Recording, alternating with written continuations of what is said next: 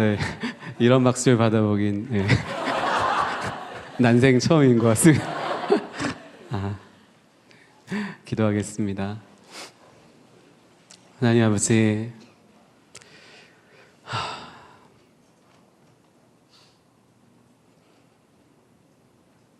주의 아름다우심을 찬양합니다.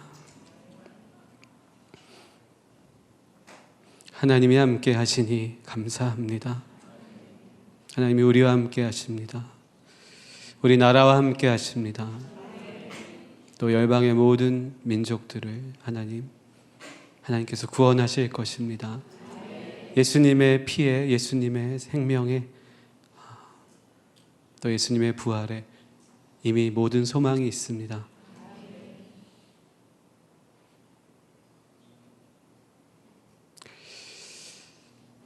하나님, 이 시간 오직 하나님께서 주시는 그 마음들을 나눌 수 있도록 인도하여 주시옵소서. 모든 방해, 모든 묶임들을 예수 그리스도의 이름으로 끊습니다. 우리를 자유케 하여 주시옵소서. 주님 감사합니다. 찬양합니다. 예수님의 이름으로 기도합니다. 아멘. 아멘. 아멘.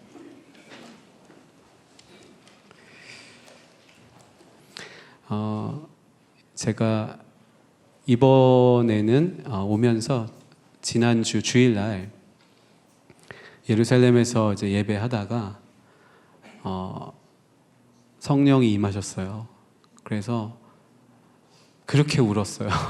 그냥 공예배 하다가, 여러분 주일 예배 때. 그래서 한 20분 정도를 정말 통곡을 하면서 울었어요. 예. 그 전주에도 주일 예배하다가 그렇게 울었어요. 근데 그 전주에는 하나님이 저에게 개인적으로 말씀해 주신 게 있어서 많이 울었어요. 그런데 지난주에 울었을 때는 우리 민족에 대한 마음, 예. 그러니까 우리 민족에 대한 마음으로 하나님이 너무 아픈 마음을 주셨어요. 고통스러워 하시는. 예. 제가 여기 말씀을 전하러 왔지만 그냥 제가 무슨 히브리어를 잘하고 신학 공부를 오래 하고 그래서 전하는 말씀이라면 큰 의미가 없습니다. 근데 하나님께서 그 눈물 속에, 그 통곡 속에서 우리 민족을 향한 메시지를 주셨어요. 그 코드가 시글락이에요. 시글락. 그래서 사무엘상 30장에 우리가 먼저 이 말씀을 좀 보고 이게 무슨 의미가 있는지, 하나님께서 우리 시대를 향해서 뭐라고 말씀하시는지 좀 봤으면 좋겠습니다. 시글락, 사무엘상 30장 1절에서 우리 8절까지만 같이 한번 읽겠습니다. 시작. 다윗과 그의 사람들이 사흘 만에 시글락에 이른 때 아말렉 사람들이 이미 네겝과 시글락을 침노하였는데 그들이 시글락을 쳐서 불사르고 거기에 있는 젊거나 늙은 여인들은 한 사람도 죽이지 아니하고 다 사로잡아 끌고 자기 길을 갔더라. 다윗과 그의 사람들이 성읍에 이르러 본즉 성읍이 불탔고 자기들의 아내와 자녀들이 사로잡혔는지라. 다윗과 그와 함께한 백성이 울 기력이 없도록 소리를 높여 울었더라. 다윗의 두 아내 이스라엘 여인 아히노암과 갈멜 사람 나발의 아내였던 아비가일도 사로잡혔더라. 백성들이 자녀들 때문에 마음이 슬퍼서 다윗을 돌로 치자 하니 다윗이 크게 다급하였으나 그의 하나님 여호와를 힘입고 용기를 얻었더라. 다윗이 아히멜렉의 아들 제사장 아비아달에게 이르되 원하건대 에봇을 내게로 가져오라. 아비아달이 에봇을 다윗에게로 가져가매 다윗이 여호와께 묻자와 이르되 내가 이 군대를 추격하면 따라잡겠나이까 하니 여호와께서 그에게 대답하시되 그를 쫓아가라. 내가 반드시 따라잡고 도로 찾으리라. 아멘. 하나님께서 시글락이라고 하셨을 때 저는 바로 알아들었습니다. 왜냐하면 오랫동안 제가 왜 데이빗이라는 이름을 쓰겠습니까? 그렇죠? 하나님께서 2012년 미국에서 제가 이제 공부를 마치고 이스라엘로 가기 직전에 어린아이들의 교육을 부탁한다고 이렇게 말씀해 주셨어요. 그리고 이스라엘로 가는 여정 속에서 16세라고 하는 하나님께서 16세까지 아이들을 교육하라라고 하는 마음을 주셨고 그것이 바로 나중에 제가 예루살렘에서 예배하다가 바로 다윗이 골리앗을 쓰러뜨릴 때 나이가 16세 정도 된다는 걸 알았어요. 그리고 요셉이 애굽에 팔려갔을 때가 17세입니다. 16세까지 준비가 안 됐다면 그 애굽, 바벨론, 같은 영이거든요. 그리스, 로마. 그 속에서 요셉이 과연 살아남을 수가 있었겠냐는 것이죠. 그래서 16세까지의 나이가 굉장히 중요하다고 들었습니다. 그래서 지금까지 하나님께서 다윗을 준비하라, 16세까지 다윗을 길러라. 그게 무슨 의미인지 저는 잘은 몰랐지만 그렇게 2012년부터 이렇게 따라왔는데요. 이제 와서야 이제 그 의미를 알게 하시는 거죠. 다윗이 준비된다는 것, 그게 무엇을 의미하는 것인가. 그러면서 저는 지금도 그 공부를 하고 있는데요.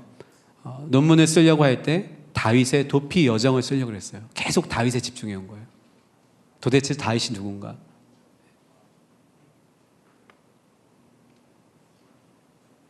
근데 그 비밀이 바로 하나님은 시대를 미리 준비하게 하십니다. 그 시대가 올 줄 몰랐던 것이죠. 근데 우리 앞에 다가와 있는 것이죠. 여러분, 우리나라가 많이 힘들잖아요, 그죠? 뭐 정치, 경제, 뭐 군사, 심지어 교회, 거의 모든 교육, 모든 게 지금 거의 무너져 있는 상황 아닙니까? 굉장히 힘든 시간을 통과해 가고 있고 사방이 우겨싸움을 당하는 듯한 상황. 그 상황 속에서 하나님께서 다윗을 준비하라고 하셨던 의미가 무엇인가?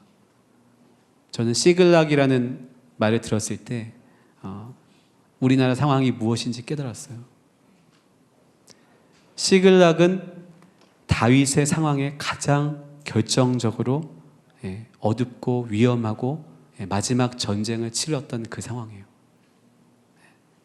제가 오늘 오후 2시 반 예배 때는 다윗의 도피 여정에 대해서 좀 더 이렇게 여러분에게 설명하고자 하지만 오늘은 조금 시글락을 좀 정점으로 하는 좀 설명을 드렸으면 좋겠고 우리나라를 위해서 좀 기도하기 원합니다. 아멘. 자, 그래서 그렇지만 좀 간략하게라도 다윗의 여정들을 조금 여러분과 함께 살펴보기 원합니다. 사무엘상 우리 15장부터 한번 좀 보겠습니다. 3절을 한번 같이 읽겠습니다. 15장 3절 시작. 지금 가서 아말렉을 쳐서 그들의 모든 소유를 남기지 말고 진멸하되 남녀와 소아와 젖먹는 아이와 우양과 낙타와 나귀를 죽이라 하셨나이다 하니. 하나님께서는 사람들의 요구를 받아주셨고 하나님이 왕이셨는데 사무엘을 통해서 사울에게 기름을 부으셨어요. 자, 하나님은 사울이 타락하기 원하셨을까요? 쟤는 분명히 타락할 거야. 사울은 그냥 아무것도 아니고 나는 사실 다윗을 세우려고 하고 있어. 그러셨을까요? 가룟 유다가 배신할 때 예수님 뭐라고 하신지 아세요? 그는 차라리 태어나지 않았던 게 나았겠다. 가룟 유다에 대한 기대가 있었다는 것이죠. 끝까지, 마지막 순간까지. 사울은 아말렉을 진멸하라고 하는 명령을 불순종합니다. 진멸한다는 거 굉장히 잔인한 거죠, 그죠? 인간적으로 판단하면 진멸하는 게 더 잔인해 보여요. 그러나 하나님은 자, 지금에 일어나고 있는 이 모든 일들은 영에 관한 거예요. 이것은 역사에 관한 것이지만 영으로 볼 때 아말렉의 영이 남아 있다는 것. 아말렉은 에서의 자손입니다. 그 영으로 끊임없이 이스라엘을 출애굽 때부터 괴롭혔던 그 영이죠. 그 영을 제하지 않고서는 이스라엘이 온전히 쓸 수 없는 게 아말렉이죠. 하나님이 도말하라고 하신 것을 도말했어야 되는 거죠. 그런데 인간적인 이유와 욕심으로 좋은 것들을 사울이 취합니다. 자, 그러면서 11절을 한번 같이 읽어보겠습니다. 시작. 내가 사울을 왕으로 세운 것을 후회하노니 그가 돌이켜서 나를 따르지 아니하며 내 명령을 행하지 아니하였음이라. 사무엘이 근심하여 온 밤을 여호와께 부르짖으니라.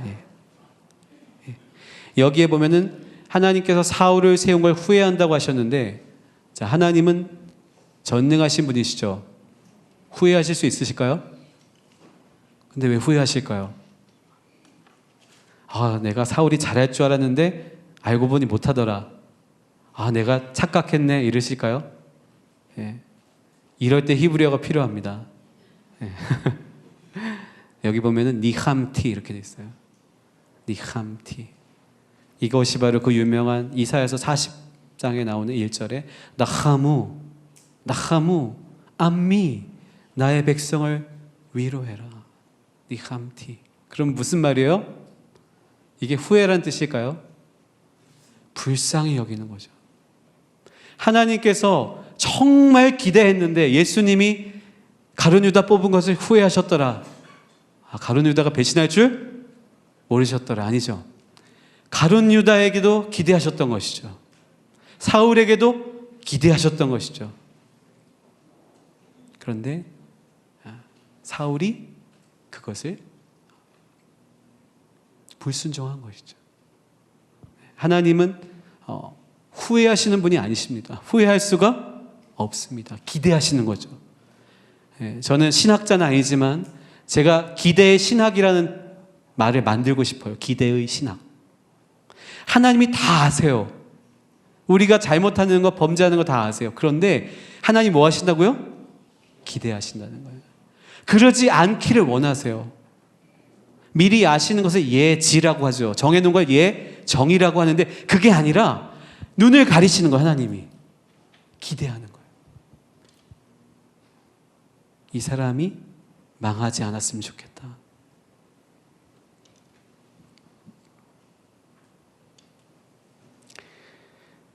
그리고 사울이 이제 또 어떤 일을 하냐면요, 15장 12절 13절 한번 읽겠습니다. 시작.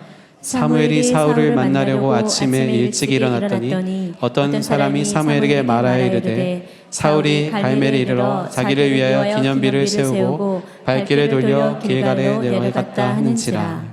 사무엘이 사울에게 이른즉 사울이 그에게 이르되 원하건대 당신은 여호와께 복을 받으소서. 내가 여호와의 명령을 행하였다 하니. 14절까지 읽겠습니다. 시작. 사무엘이 이르되 그러면 내 귀에 들려오는 이 양의 소리와 내게 들리는 소의 소리는 어찌 됨이니까 하니라. 사울은 불순종한 것뿐만 아니라 12절에 따르면 이렇게 있습니다. 사울이 갈멜에 이르러 자기를 위하여 기념비를 세우고 발길을 돌려 길갈로 내려갔다는지라. 사울은 압살롬도 자기를 위해서 기념비를 세웠죠, 그죠? 사울도 자기를 위해서 기념비를 세웠습니다. 그리고 바로 22절을 한번 우리 같이 읽겠습니다. 시작. 사무엘이 이르되 여호와께서 번제와 다른 제사를 그의 목소리를 청종하는 것을 좋아하신 같이 좋아하시겠나이까. 순종이 제사보다 낫고 듣는 것이 수량의 기름보다 나으니. 23절. 이는 거역하는 것은 점치는 죄와 같고 완고한 것은 사신 우상에게 절하는 죄와 같음이라. 왕이 여호와의 말씀을 버렸으므로 여호와께서도 왕을 버려 왕이 되지 못하게 하셨나이다 하니. 아멘. 자, 구약의 예배와 신약의 예배가 다를까요? 모양은 다르죠. 그러나 중심은 같다는 거죠. 어떻게 됐습니까? 사무엘이 이르되 여호와께서 번제와 다른 제사를 그의 목소리를 청종하는 것을 좋아하심 같이 좋아하시겠나이까. 그러니까 무슨 양을 잡아서 드리고 태워서 드리고 하는 제사보다 이미 사무엘과 다윗의 시대에도 이미 하나님의 음성을 듣고 콜, 하나님의 목소리를 듣고요. 그것을 순종하는 것을 원하셨다는 것이죠. 그리고 순종이 제사보다 낫고 듣는 것이 수량의 기름보다 나으니, 여기서 우리가 목소리라는 표현이 나오고 듣는다라고 하는 표현이 나오죠. 그래서 하나님의 목소리가 있고 하나님의 음성을 듣는 것에 대한 이 부분들이 지금 나오고 있습니다. 그리고 거역하는 것은 점치는 죄와 같고 완고한 것은 사신 우상에게 절하는 죄와 같음이라. 마찬가지로 하나님께 거역하는 것은 점치는 죄, 즉 무당과 같은 죄고요. 완고한 것은 우상 숭배와 같은 죄라는 것이죠.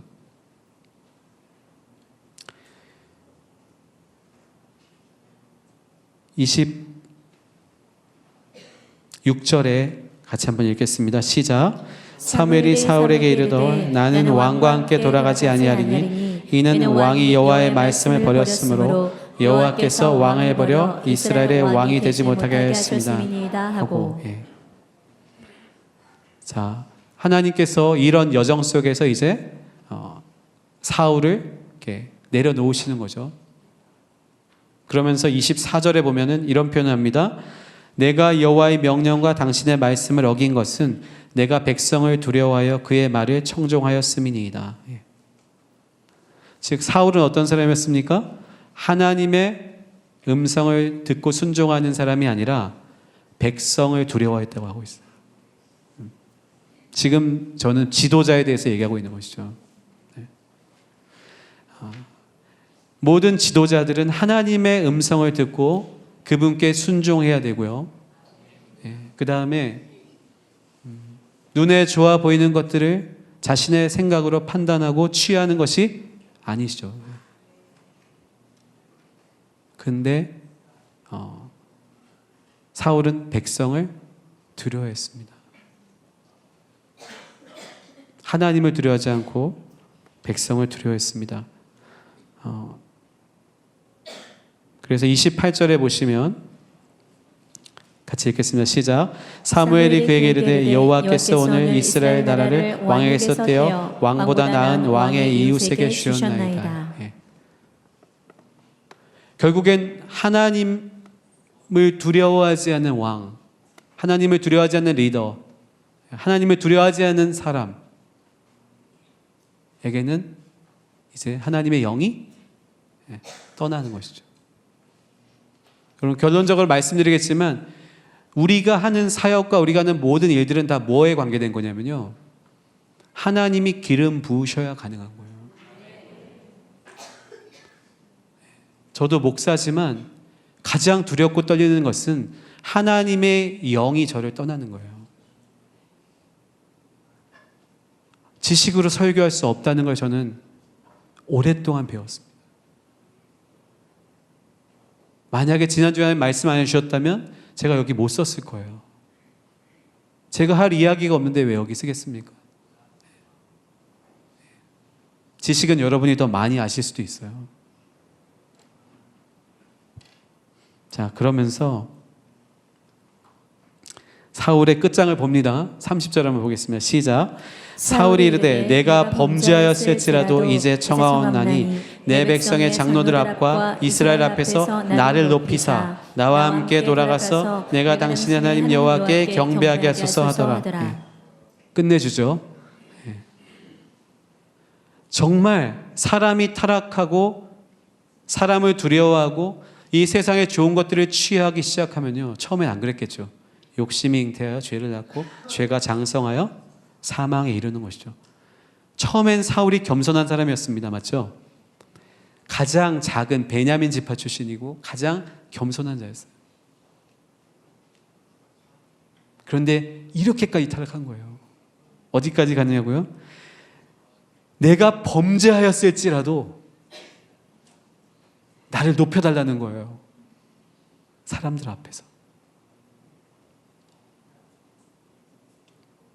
자, 그러자 33절을 보겠습니다. 시작. 사무엘이 이르되 내 칼이 여인들에게 자식이 없게 된 것 같이 여인 중 내 어미에게 자식이 없으리라 하고 그가 길갈에서 여호와 앞에서 아각을 찍어 쪼개니라. 사울이 죽이지 않고 살려주었던 아말렉의 왕을 지금 선지자가 직접 쪼개는 거예요.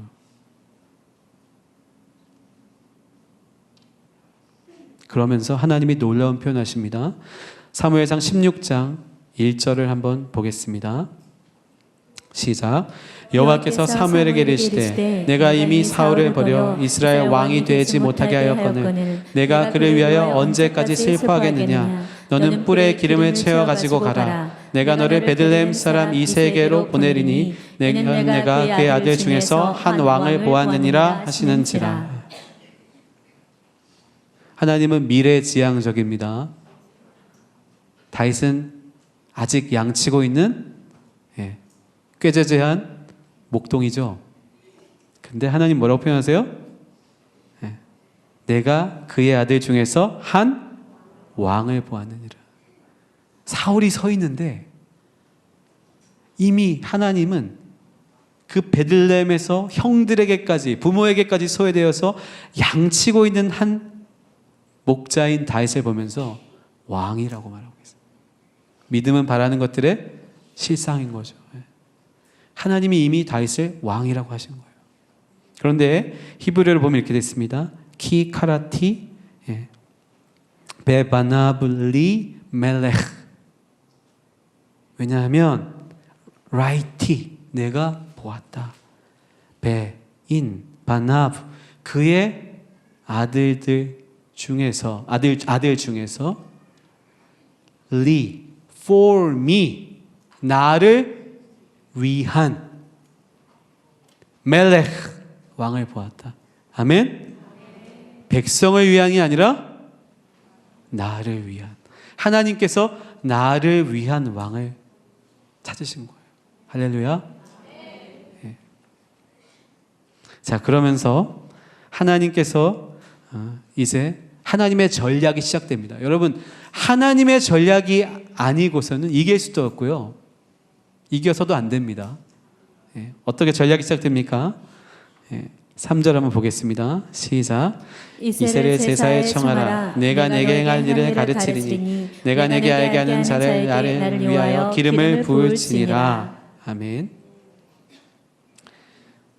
자, 하나님의 전략은 뭐냐면 사무엘의 움직임은 당시에 다 주목을 받는 거죠. 사무엘의 움직임은 사울에게 주목을 받았겠죠. 베들레헴, 사울은 기브아, 제가 기브아 살고 있습니다. 저희 동네인데 기브아에서 베들레헴, 예루살렘 남쪽에 있는 베들레헴까지 사무엘이 움직인다면 사람들은 이게 뭔가 심상치 않다라고 느끼기 때문에 그냥 내가 예배 드리러 왔다 라고 하라고 지금 누가 시키는 거예요? 하나님께서. 여러분, 하나님께서 전략을 주시는 거예요. 그래서 우리는 하나님의 전략을 취해야 됩니다. 그러면서 6절에 보겠습니다. 시작. 그들이 오매 사무엘이 엘리압을 보고 마음에 이르기를 여호와의 기름 부으실 자가 과연 주님 앞에 있도다 하였더니. 놀랍죠. 사무엘이 봤을 때는 엘리압이 가장 그럴듯해 보였던 거예요. 자, 제가 예전에 아주 오래전에 한번 이것을 다른 교회에서 한번 나눈 적이 있는데요. 다윗에게 3명의 아주 키 큰 적이 있습니다. 키 큰 적. 누굴까요? 하나는 골리앗, 또 사울, 또 누구죠? 엘리압. 이렇게 해서 이 3명의 잘생긴, 용모가 잘생기고 훌륭한 이 적이 있었던 것이죠. 그래서 너무 키가 작더라도 실망하지 마십시오. 그래서 바로 이 3명의 적이 있었는데 이 하나님의 선지자인 사무엘조차도 지금 누굴 취한 거예요? 외모를 본 거예요. 여러분, 외모를 보지 마십시오. 아멘. 결혼할 때도 별로 외모를 보지 마십시오. 아멘. 외모가 아니라 그 사람 안에서 나오는 내면의 빛이 있어요. 다윗이 못생겼다는 게 아닙니다. 그게 아니라 다윗 안에서 나오는 그 뿜어져 나오는 빛이 있는 거예요. 내면의 빛. 그 내면의 빛을 보십시오. 진짜 보석이에요, 그것이. 그래서 그 빛을 보니까 바로 다윗은 그런 빛을 가진 사람인데, 사무엘은 처음에는 와, 이 사람 잘생기고 훌륭하다. 과연 왕이 될 만하다. 처음에 그 사울이 왕이 될 때도 사람들보다 이렇게 키가 크잖아요, 그죠? 사무엘도 이런 실수를 했다는 것이죠. 7절 같이 읽겠습니다. 시작. 여호와께서 사무엘에게 이르시되 그의 용모와 키를 보지 말라. 내가 이미 그를 버렸노라. 내가 보는 것은 사람과 같지 아니하니 사람은 외모를 보거니와 나 여호와는 중심을 보느니라 하시더라. 예. 자, 중심이 히브리어로 뭘까요? 레바브, 심장입니다. 또 마음이에요. 하나님께서는 그 사람의 마음을 보시는 거예요.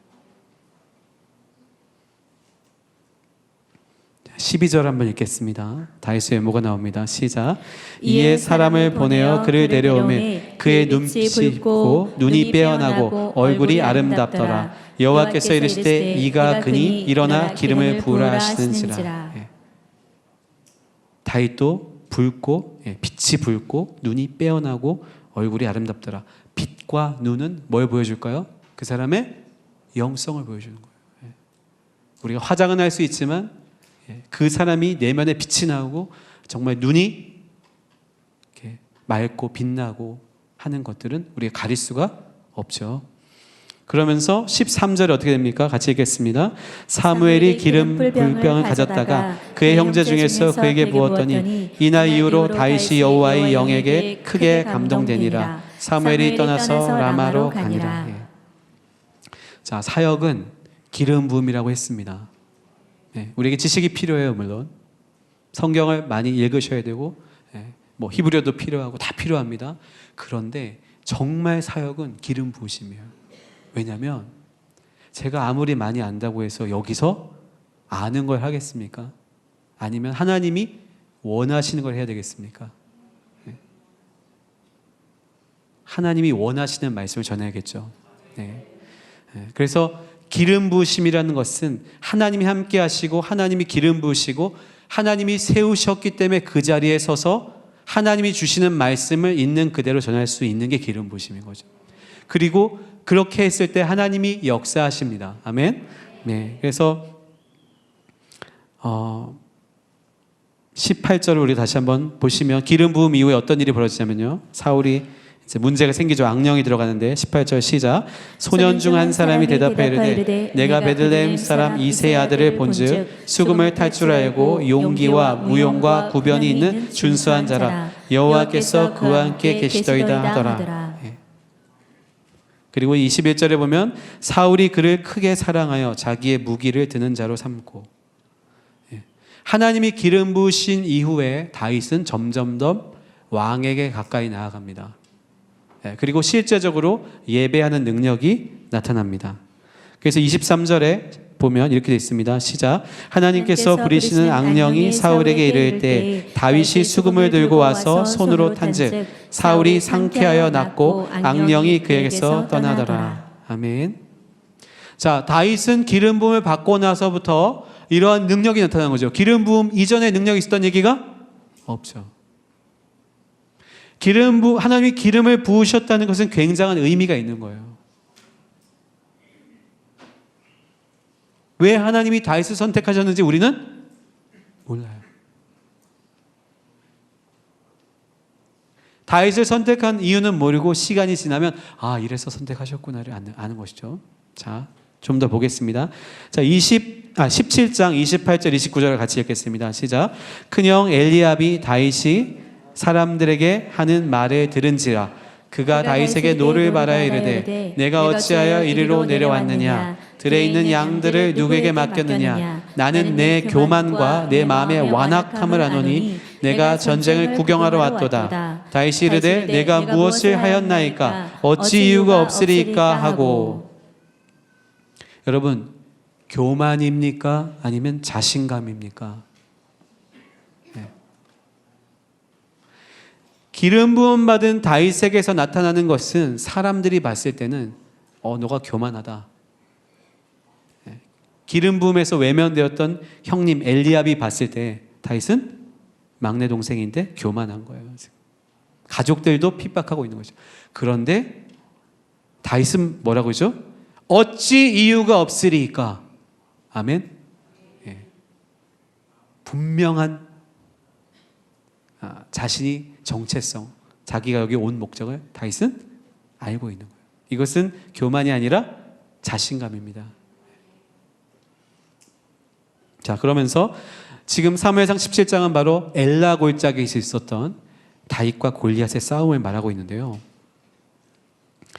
17장 43절과 45절을 한번 같이 읽겠습니다. 시작. 블레셋 사람이 다윗에게 이르되 내가 나를 개로 여기고 막대기를 가지고 내게 나아왔느냐 하고 그의 신들의 이름으로 다윗을 저주하고 45절.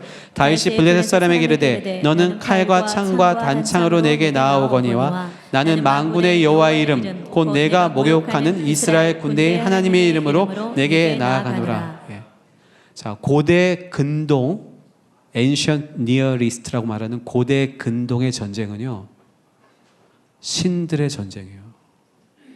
그러니까 도시가 파괴되잖아요. 그러면 신전을 무너뜨립니다. 그리고 그 무너진 신전을 재건할 때 그 신상의 그 신의 분노를 달래기 위해서 만든 노래가 뭐냐면 애가예요. 제의적인 거예요. 그래서 신들의 전쟁이에요. 지금 블레셋의 신과 여호와와의 전쟁이라는 걸 알 수 있겠죠, 그죠? 뭐라고 말합니까? 골리앗이 그의 신들의 이름으로 다윗을 저주하고, 반대로 다윗은 나는 만군의 여호와의 이름 곧 내가 모욕하는 이스라엘 군대의 하나님의 이름으로 내게 나아가노라. 아멘. 여러분, 우리의 싸움은 우리의 싸움일 뿐만 아니라 신들의 전쟁, 우리가 믿는 하나님과 대적들이 의지하는 그 영들에 관한 싸움인 거죠. 우리의 싸움이 혈과 육에 관한 것이 아니라 정사와 권세와 이 세상의 어둠의 주관자들과 하늘에 있는 악한 영에 관한 것이죠. 계시록을 잘 보시면 하늘에서 용이, 그죠? 사탄이, 뱀이 땅에 있는 권력자에게, 짐승에게 뭘 줘? 어노인트 하죠. 좀 더 얘기하면 계시록을 잘 보시면 바로 음녀는 사탄의 신부이고 새 예루살렘은 어린 양의 신부인 것이죠. 도시입니다. 오늘 주제가 그것이 아니기 때문에 나중에 기회가 있으면 좀 더 나누겠습니다. 그래서 47절을 한번 보겠습니다. 시작. 또 여호와의 구원하심이 칼과 창에 있지 아니함을 이 무리에게 알게 하리라. 전쟁은 여호와께 속한 것인즉 그가 너희를 우리 손에 넘기시리라. 전쟁은 칼과 창에, 여호와의 구원하심이 칼과 창에 있지 않다는 것이죠. 즉 무기로 싸우는 전쟁이 아니라는 것이죠. 누구에게 속했습니까? 여호와께 속했다. 여러분, 우리가 싸우고 있는 모든 전쟁, 지금 일어나고 있는 모든 일에 대한 전쟁은 누구에게 속해 있다고요? 여호와께 속해 있습니다. 우리의 칼과 창을 들고 싸우는 게 아니라 우리 스스로가 하나님의 기름 부으심으로 하나님의 목소리, 콜 아도나이, 콜 여호와, 하나님의 목소리를 듣고 순종하며 나아가는 전쟁이어야 하죠. 아멘? 네. 자, 그러면서 51절에 보겠습니다. 50절과 51절 시작. 다윗이 같이 물매와 돌로 블레셋 사람을 이기고 그를 쳐 죽였으나 자기 손에는 칼이 없었더라. 다윗이 달려가서 블레셋 사람을 밟고 그의 칼을 그 칼집에서 빼내어 그 칼로 그를 죽이고 그의 머리를 베니 블레셋 사람들이 자기 용사의 죽음을 보고 도망하는지라. 다윗이 비록 물맷돌로 골리앗을 쓰러뜨렸는데요, 목을 뭘로 자릅니까? 블레셋 사람 골리앗의 칼, 적의 칼로 적의 목을 치는 거예요. 심지어 나중에 그 적의 칼이 다윗의 무기가 됩니다. 노베서 제사장이 다윗에게 이 칼을 주어요. 아멘. 예, 적들의 무기가 바로 우리에게 무기가 되는 거예요. 적의 칼로 적을 죽이는 거예요. 자, 그 다음에 18장에 보면 요나단의 마음이 다윗의 마음과 하나가 되어 요나단이 그를 자기 생명같이 사랑하니라 라고 되어 있고요. 3절에 보면 카라트 브리트, 언약을 잘랐다. 요나단과 다윗이 언약을 맺은 거예요. 어떻게 자기를 그렇게 괴롭히고 있는 사울의 아들 요나단이 자기를 포기하면서 자기의 왕위를 내어주면서까지 기름 부음 받은 다윗을 사랑하고 심지어 자기 생명까지 길보아 산에서 사실 내어주는 거죠. 요나단이 죽을 이유는 아버지 잘못 만난 이유밖에 없는 거죠. 죽을 이유가 없는 것이죠. 끝까지 다윗을 세우고 사랑하는 사람이 요나단입니다. 즉 기름 부음 받은 자를 돕는 생명처럼 사랑하는 자들이 존재했다는 거죠. 네. 혼자 된 것이 아닙니다. 그러면서 바로 이때부터 어떤 일이 벌어지냐면 7절, 8절, 9절을 읽겠습니다. 시작. 여인들이 뛰놀며 노래하여 이르되 사울이 죽인 자는 천천히요 다윗은 만만이로다 한지라. 사울이 그 말에 불쾌하여 심히 노하여 이르되 다윗에게는 만만을 돌리고 내게는 천천만 돌리니 그가 더 얻을 것이 나라 말고 무엇이냐 하고 그날 후로 사울이 다윗을 주목하더라. 네. 드디어 사울이 다윗을 주목하고 이제 11절에 뭐라고 되어 있냐면요. 그가 스스로 이르기를 내가 다윗을 벽에 박으리라 하고 사울이 그 창을 던졌으나 다윗이 그의 앞에서 2번 피하였더라. 자, 이때부터 다윗이 바로 도피 여정이 시작됩니다. 그리고 결론적으로 다윗이 바로 이때부터 도망을 다니기 시작하면서 아시는 것처럼 아둘람에 갔을 때는 400여 명의 환난당한 자들, 그죠? 마음이 상하고 묶이고, 이 사람들이 히브리어로 아나빔이죠. 아나빔. 이사야서 61장에 나오는 그 가난한 자들이 다윗에게 붙고 가족들까지 쫓아오고, 또 심지어는 모압 사해를 건너서 모압까지 가서 부모님을 의탁하고요. 그 다음에 광야를 두루 돌아다니면서 마온 광야, 십광야, 바란 광야 쪽으로 또 갔다가 이렇게 막 엔게디 요새에 숨었다가 나중에는 또 어디로 가죠? 이제는 이스라엘 전역을 돌아다니면서 더 이상 피할 데가 없는 거예요. 사울에게. 어디까지 가냐면 바로 가드까지. 저랑 같이 여정을 하신 분은 가드가 어딘 줄 아시는데 바로 엘라 골짜기 근처에 있는 그 블레셋의 성읍인 가드까지 들어가요. 그리고 블레셋 적진에게 자기를 의탁합니다. 거기서 의탁하고 이제 마지막 전쟁이 바로 시글락이에요. 그래서 30장을 한번 가보겠습니다. 네.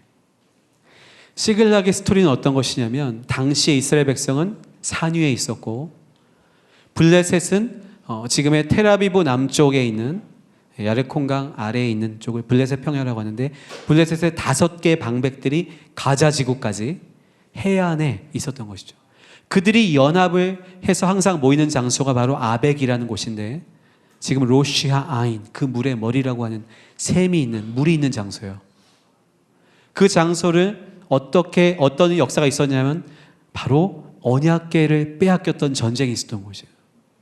그래서 실로에서 내려오면 바로 로시아 아인, 에베네셀과 바로 아벡을 마주보고 하나님의 영광의 언약궤를 블레셋에게 빼앗겼던, 수치를 당했던, 물이 있으니까 뭐가 모였을까요? 블레셋 방백들이 모였던 거예요. 누구랑 싸우려고? 이스라엘과 싸우려고. 이 타이밍이 바로 사울 왕과 블레셋이 싸우는 타이밍이에요. 근데 이때 어떤 일이 일어나면요, 다윗은 가드왕 아기스라는 사람에게 작은 성읍을 얻어서 그 성읍 안에 있었는데, 다윗이 아기스의 전쟁을 도와주기 위해서 이 전투에 참여했는데 사람들에게 신뢰를 받지 못합니다. 왜? 뒤에서, 우리가 앞에서 공격할 때 뒤에서 다윗이 이미 소문이 나 있었어요. 아까 이랬던 사울이 죽인 자가 천천히고 다윗이 죽인 자가 만만인데, 다윗이 뒤에서 우리를 칠 줄 어떻게 아냐는 거예요. 자, 이때 다윗의 마음은 어땠을까요? 사울에겐 쫓겨다니고 자신이 망명해서 의탁한 왕한테는 신뢰받지 못하는 상황이에요. 그러니까 그런 상황, 그 허탈한 마음 속에서 다윗이 걸어서 간 거리가 얼마냐면 3일 길을 걸어온 거예요. 자, 우리 30장 같이 한번 읽겠습니다. 3일 길을 걸어서 왔을 때 어떤 일이 생겼는지 보겠습니다. 1절 읽겠습니다. 시작. 다윗과 그의 사람들이 사흘 만에 시글락에 이른 때에 아말렉 사람들이 이미 네겝과 시글락을 침노하였는데 그들이 시글락을 쳐서 불사르고 거기에 있는 젊거나 늙은 여인들은 한 사람도 죽이지 아니하고 다 사로잡아 끌고 자기를 갔더라. 다윗과 그의 사람들이 성읍에 이르러 본즉 성읍이 불탔고 자기들의 아내와 자녀들이 사로잡혔는지라. 다윗과 그와 함께한 백성이 울 기력이 없도록 소리를 높여 울었더라. 아멘. 자, 용사들이 거절감, 리젝션, 거절감을 당하고 이제 허탈하게 3일 길씩이나 걸어서 3일 잘못 걸으면 이스라엘은 죽습니다. 조난당하고 이럴 수 있고요. 그렇게 피곤하고 지치게 돌아와 보니까 아말렉이 남방에 있었는데 그들이 부솔 시내라고 하는 그 강을 건너와서 지금 다윗과 다윗의 부하들의 가족들 모든 사람과 재산을 다 잡아서 다시 건너간 거죠. 부솔 시내를. 성읍이 불탔습니다. 가족들을 빼앗겼습니다. 아무것도 없습니다. 거절당해서 지금 3일 길을 걸어 지쳐 있습니다. 완전 절망이죠. 그런데 더 절망스럽습니다. 다윗과 그와 함께한 백성이 울 기력이 없도록 소리를 높여 울었다는 거죠. 여러분, 하나님께서 우리에게 시련을 주시거나 고난을 주시는 이유가 있어요.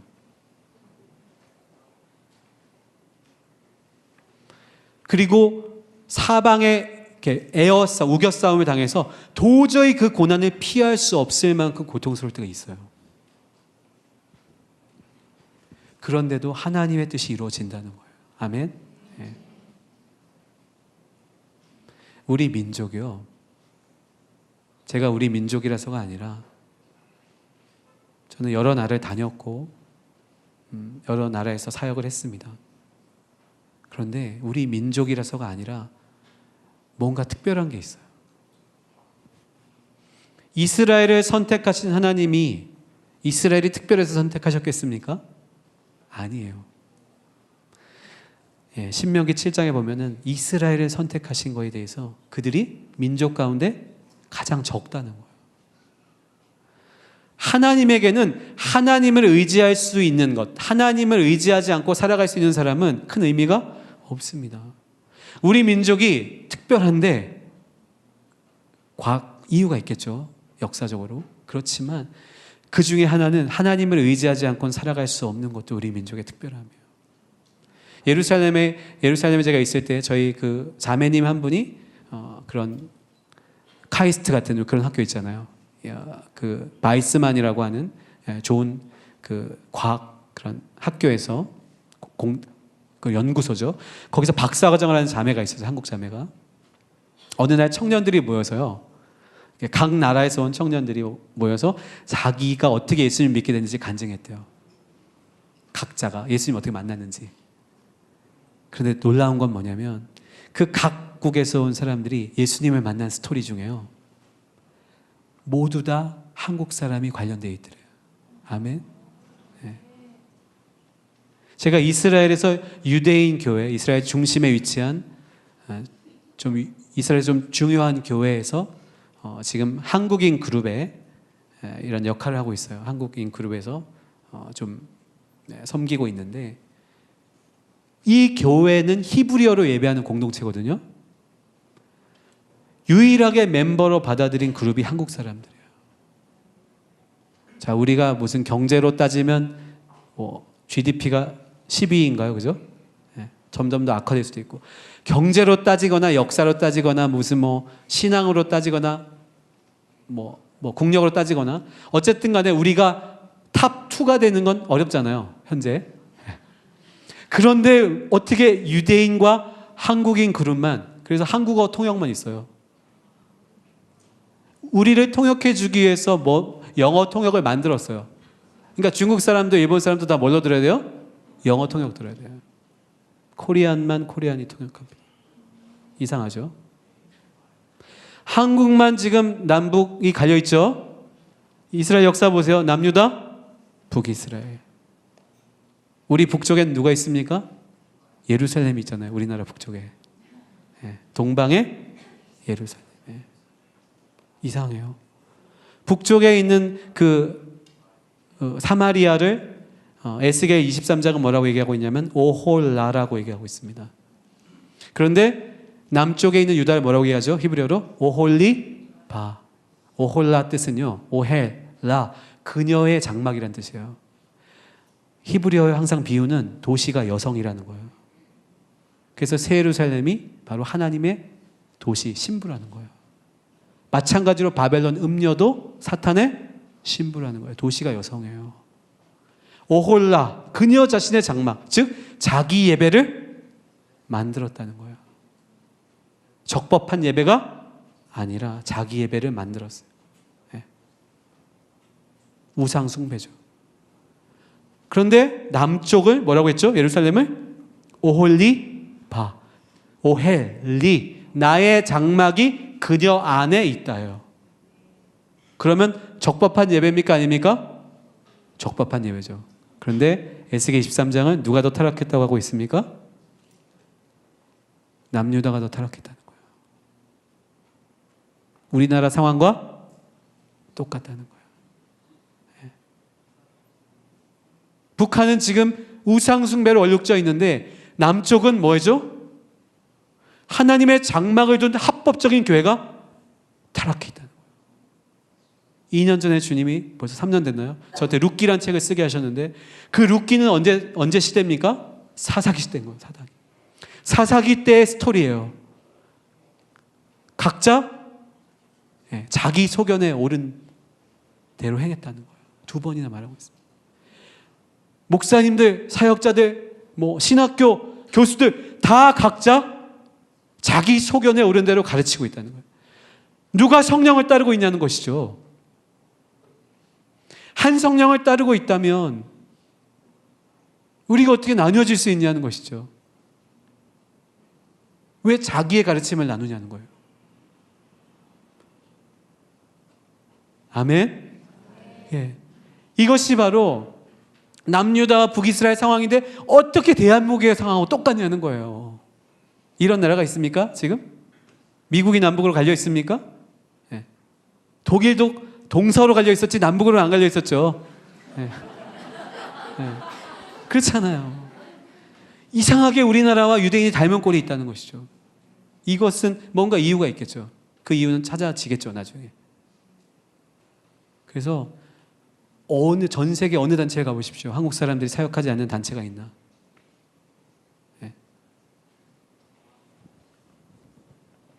자, 이제 마무리를 해야 되는데요. 여러분, 고난의 절정에 이르렀을 때 할 수 있는 게 뭐죠? 일단 통곡하는 거예요. 고난의 절정에 있을 때 난 괜찮아가 아니라 통곡하십시오. 많이 우세요. 내 감정으로 울지 마시고 누구 때문에? 내 감정도 있겠지만 정말 주님 안에서 많이 우세요. 다 쏟아내세요. 그런데 여기에 다윗의 위대함이 나옵니다. 자, 6절 읽겠습니다. 시작. 백성들이 자녀들 때문에 마음이 슬퍼서 다윗을 돌로 치자 하니 다윗이 크게 다급하였으나 그의 하나님 여호와를 힘입고 용기를 얻었더라. 다윗이 아히멜렉의 아들 제사장 아비아달에게 이르되 원하건대 에봇을 내게로 가져오라. 아비아달이 에봇을 다윗에게로 가져가매. 자, 여러분 마라라는 말 아시죠? 마라. 누가 말했던 거죠? 나오미가 마라, 쓰다. 네페시, 내 영혼이 쓰다. 고통스럽다. 왜? 그렇게 자기를 믿고 따랐던, 신뢰했던 자기 부하들조차도 다 다윗을 죽이려고 하는 거예요. 상황만 죽이려는 게 아니라 가족이고 뭐 친구고 누구고 위고 아래고 다 자기를 죽이려고 하는 거예요. 우리가 지금 그런 상황입니다. 여러분 아시든지 모르시는지 모르겠지만 우리가 영과 혼과 육과 상황과 이 모든 것들이 다 이 정도의 상황이에요.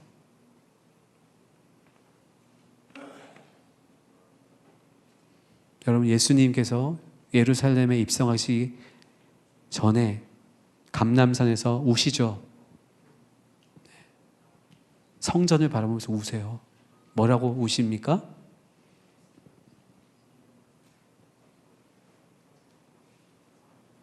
제가 읽어드릴까요?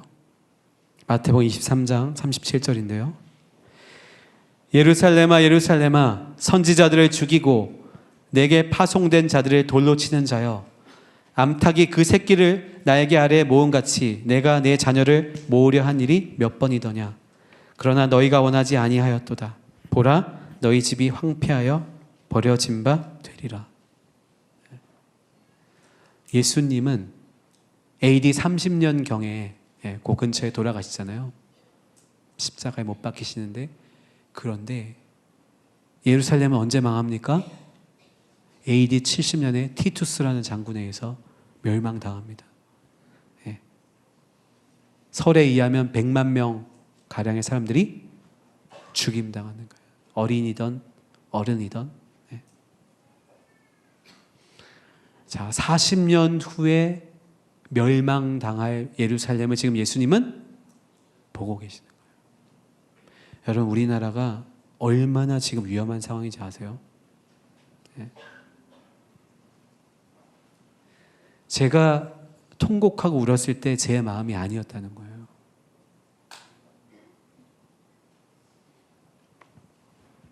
정말 예루살렘의 멸망을 눈으로 보고 계시는, 십자가를 지기 직전에 예수님의 그런 마음처럼 하나님의 마음이 저에게 부어져서 울었어요.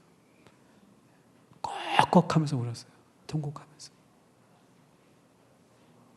아직도 이게 무슨 말인지 모르시는 분들은 더 깨어 기도하십시오. 단순한 상황이 아니에요. 우리가 눈물로 지금 통과하고 있는 시글락의 상황입니다. 자, 그래서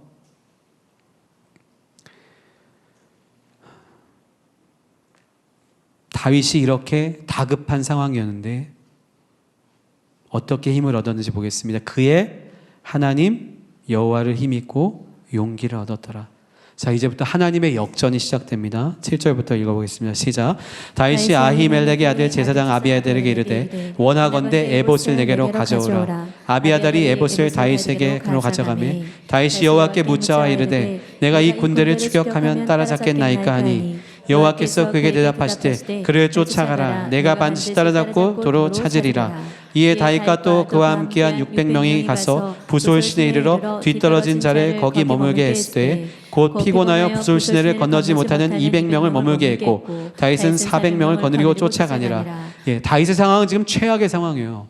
다 빼앗겼고 다 소망이 없고 심지어는 3일 길을 걸어갔기 때문에 600명도 피곤하고 지친 상황인데 부솔 시내를 건너가면서 나머지 200명도 떨어지는 상황이에요. 여러분 최악이죠. 그런데 다윗이 누구에게 물었죠? 하나님께 물었을 때 하나님의 목소리를 듣고 순종한 거죠. 하나님이 주신 말씀을 듣고 순종했습니다.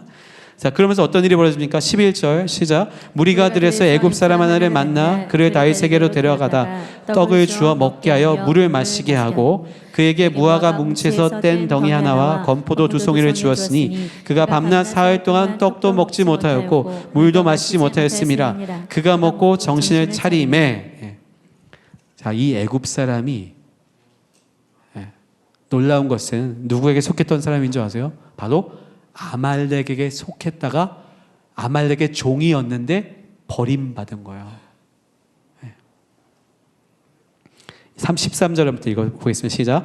다윗이 그에게 이르되 너는 누구에게 속하였으며 어디에서 왔느냐 하니 그가 이르되 나는 애굽 소년이요 아말렉 사람의 종이더니 사흘 전에 병이 들매 주인이 나를 버렸나이다. 아말렉이 버린 자를 지금 다윗이 어떻게 하는지 보세요. 무화과 뭉치 떡덩이와 건포도 2송이를 주어서 살린 거예요. 선한 사마리아인의 이야기와 같은 거예요. 여러분, 아말렉 사람도 버린 애굽의 종이 이 싸움을 싸우는 선한 사마리아인과 같은 다윗의 마음이 전해졌는데 이 싸움을 싸우는 핵심에 돕는 자가 된 거죠. 하나님의 전략입니다. 영혼을 사랑하는 일이 아니고 우리가 싸울 수가 없어요. 다윗이 사울을 저주한 적이 없습니다. 여러분, 우리가 원수로 보이는 사람들, 리더들 저주하지 마시고 그에게 그보다 더 높이서 이 모든 것들을 주관해 가시면서 우리에게 뭔가를 행하고 계신 하나님을 보시라는 거죠. 네. 그러면서 바로 18절 19절을 보겠습니다. 시작. 다윗이 아말렉 사람들이 빼앗아갔던 모든 것을 도로 찾고 그의 두 아내를 구원하였고 그들이 약탈하였던 것 곧 무리의 자녀들이나 빼앗겼던 것은 크고 작은 것을 막론하고 아무것도 잃은 것이 없이 모두 다윗이 도로 찾아왔고 이는 다윗의 전리품이라 하였더라.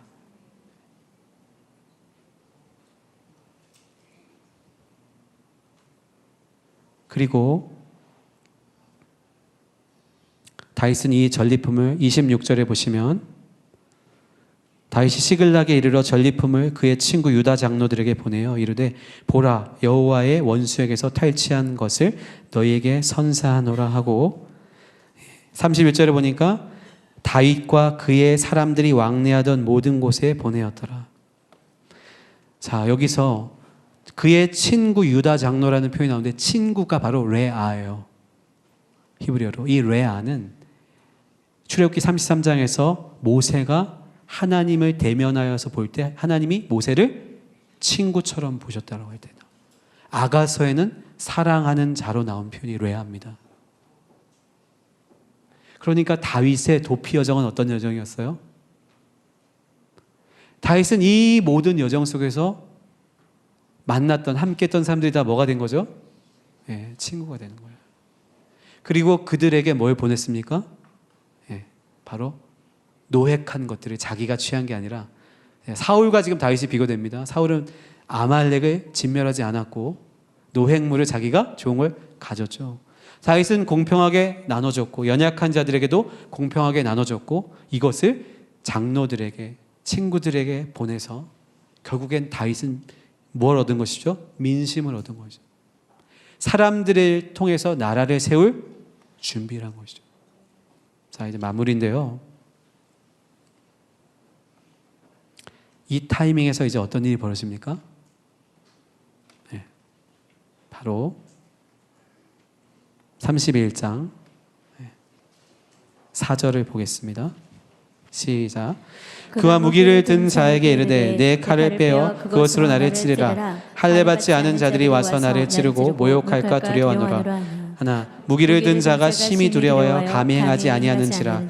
이에 사울이 자기의 칼을 뽑아서 그 위에 엎드려지매 9절에 보니까 사울의 머리를 베고 10절에 보니까 그의 시체는 벳산 성벽에 못 박음해 12절에 보니까 시체를 벳산 성벽에서 내려가지고 야베스에 돌아가서 거기서 불사르고 자, 사울은 자살했고요.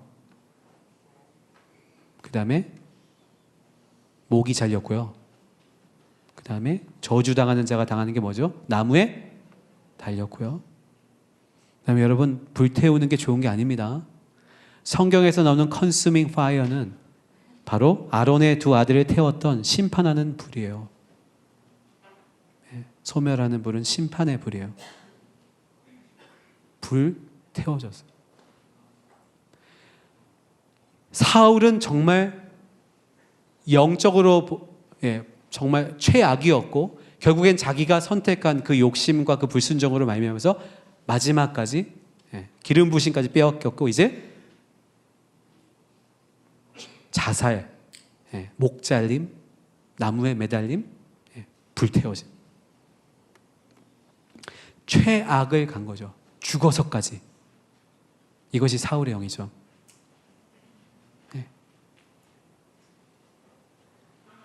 그리고 반대로 다윗은 하나님이 원래 멸하라고 하시던 아말렉의 영을 제하셨고, 그리고 하나님께 순간순간 이 모든 전쟁을 순종하며 싸워 이겼고, 그 여정을 통해서 뭐가 준비됐냐면 바로 다윗의 세대가 준비된 것이죠. 어떻게 됩니까? 다윗이 직접 사울을 죽이지 못하게 하신 하나님께서 지금 하나님께서 직접 사울의 때 정확한 타이밍, 마지막 시글락의 전쟁이 있는 그 타이밍에 블레셋을 통해 누굴 죽입니까? 사울이 죽게 하신 거예요.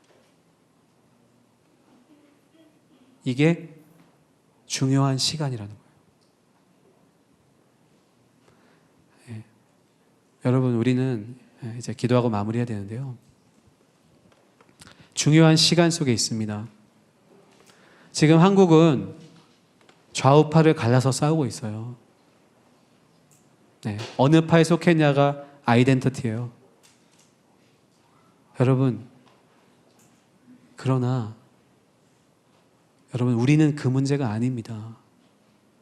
우리는 우리가 하나님께 속하고 다윗의 마음으로 정말 하나님 앞에 서 있는가가 더 먼저예요. 우리가 누구를 직접 공격해서 누구를 죽일 수 있는 게 아니라는 거죠.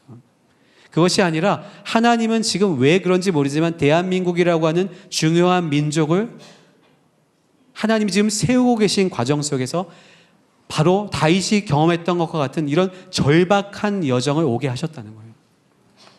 만약에 우리가 이 여정을 통과하지 않았다면 우리 안에 악은 그대로 남아 있었다는 거죠. 우리 안에 해결되지 않은 모든 문제들은 그대로 있습니다. 좌파는 좌파대로 문제가 있는 거고 우파는 우파대로 고집스러움이 있는 거예요. 교만함도 있고. 그 모든 것 안에서 우리가 연단받고 있는 거예요. 오직 누구만 남습니까? 하나님의 마음을 가지고 하나님을 예배하는 사람들만 남는 거예요. 여러분, 우리가 우리의 방법, 우리의 도구와 우리의 무기를 가지고 싸움을 싸우면 절대 이길 수가 없습니다. 우리의 싸우는 것이 그 사람들이 아니에요. 누구라고요? 아말렉의 영이에요. 그리고 사울의 영이에요. 하나님을 의지하지 않는 영들이죠. 불순종하는 영들이죠. 그 악은 이미 대한민국뿐만 아니라 열방 안에 팽배해 있어요. 왜 하나님이 몇 년 전부터 다윗 준비하라고 하셨겠습니까? 오직 다윗만이 이것을 열어갈 수 있는 열쇠를 갖고 있는 거죠. 상속자예요, 다윗이. 자, 이 일이 끝났을 때 다윗이 사울이 죽었을 때 고통스럽게 웁니다. 자기 원수가 죽었는데. 그리고 노래를 불러요. 노래를 만들어 슬퍼합니다. 그 다음에 바로 사무엘 하로 넘어가면서 어떤 일이 벌어지죠? 물어요, 하나님께. 하나님 어떻게 할까요? 유다로 올라갈까요? 올라가라. 어디로 갈까요? 헤브론으로 가라. 그래서 사람들이 다윗에게 기름 부어서 남쪽에서 왕이 되죠. 7년 반. 그리고 바로 북이스라엘이 결국엔 이 싸움에서 승리하면서 북이스라엘 장로들이 오면서 전체 이스라엘이 연합되면서 남북에 통일이 일어나면서 비로소 무슨 시대가 열립니까? 시온 산성인 바로 예루살렘 시대가 열리는 거예요. 여러분, 통일이 가까워요. 그런데 우리가 하는 통일이 아니라 하나님의 영으로 예배자들이 열어가는 통일이 가깝습니다. 아멘.